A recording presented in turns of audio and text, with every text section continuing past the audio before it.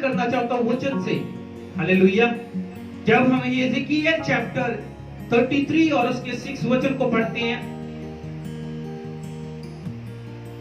मैं आपके लिए पढ़ूंगा। ये यिर्मयाह चैप्टर 33 और उसका 6वां वचन लिखा, परंतु यदि पहरुआ यह देखने पर कि तलवार चलने वाली है, नरसिंगा फूंक कर लोगों को ना चिताए, तो तलवार के चलने से उसमें से कोई मर जाए तो वह अपने अधर्म में फंसा हुआ मर जाएगा, परंतु उसके खून का लेखा पहरुए से भी लूंगा। हालेलुया।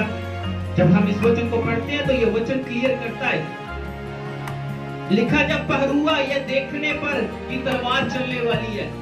पहरुआ, हालेलुया, सिखाने वाला, दूसरों को बताने वाला, जिसको आप रखवाला बोल सकते हो। लिखा जब रखवाला ये देखे कि तलवार चलने वाली है और वो लोगों को चौकस ना करे, वो लोगों को नरसिंगा फूंक कर ना चिताए, तो लिखा जब वो उस तलवार चलने पर लोग मरेंगे, उन सब का लेखा रखवाले से लिया जाएगा। हालेलुया। अभी आपको एक बात इस जगह पे समझनी है।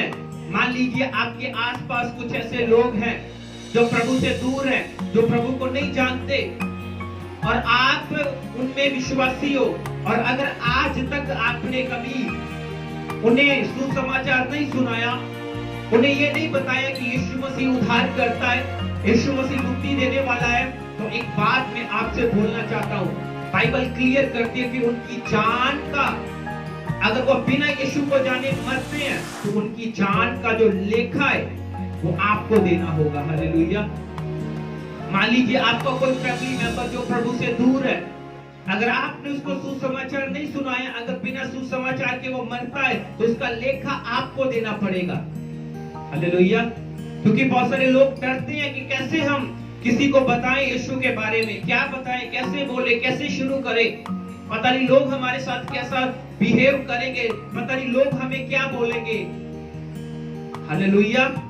पर मैं एक बात क्लियर करना चाहता हूँ, आज सुबह के समय आपको इस बात को अच्छी तरह से समझ लेना है, क्योंकि जब हम ये यिर्मयाह चैप्टर 33 और उसके 6 वचन को पढ़ते हैं, 6ठे वचन को, तो ये वचन क्लियर करता है, उसका लेखा उस इंसान से लिया जाएगा जो किसी को सुसमाचार सुना सकता था पर उसने नहीं सुनाया। हालेलुया। और ये यीशु की महान आज्ञा है, आपने इस बात को समझना है, ये यीशु मसीह की महान आज्ञा है। हालेलुया। और अगर आप इस आज्ञा को पूरा नहीं करते,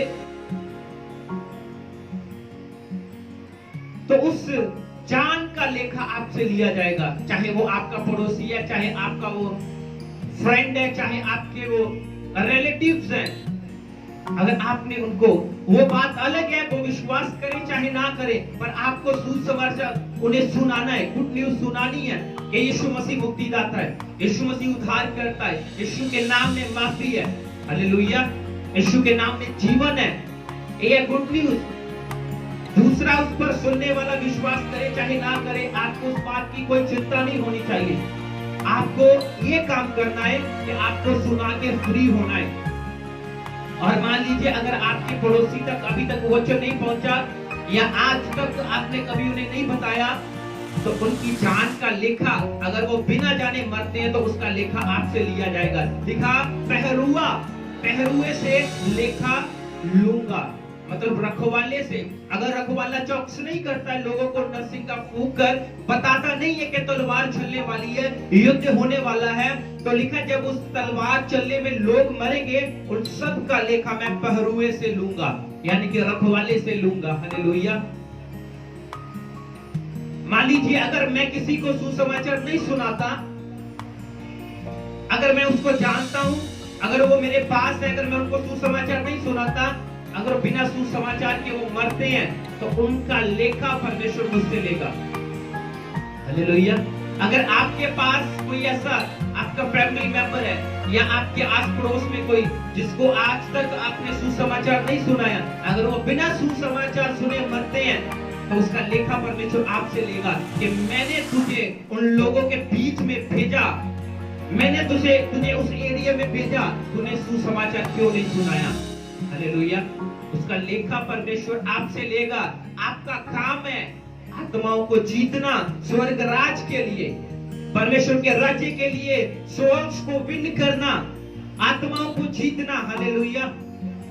इसलिए यीशु मसीह कहते हैं खेत तो पके हुए हैं पर मजदूर थोड़े हैं, क्योंकि बहुत कम लोग हैं, बहुत कम विश्वासी हैं जो आत्माओं को जीतने में लगे हुए हैं, जो दूसरों को सुसमाचार पहुंचाते हैं। नहीं तो बहुत सारे लोग हैं जो डरते हैं कि कैसे हम किसी को बताएंगे, कैसे हम किसी को सुसमाचार सुनाएं। हालेलुया। पर आप इस बात को समझना है।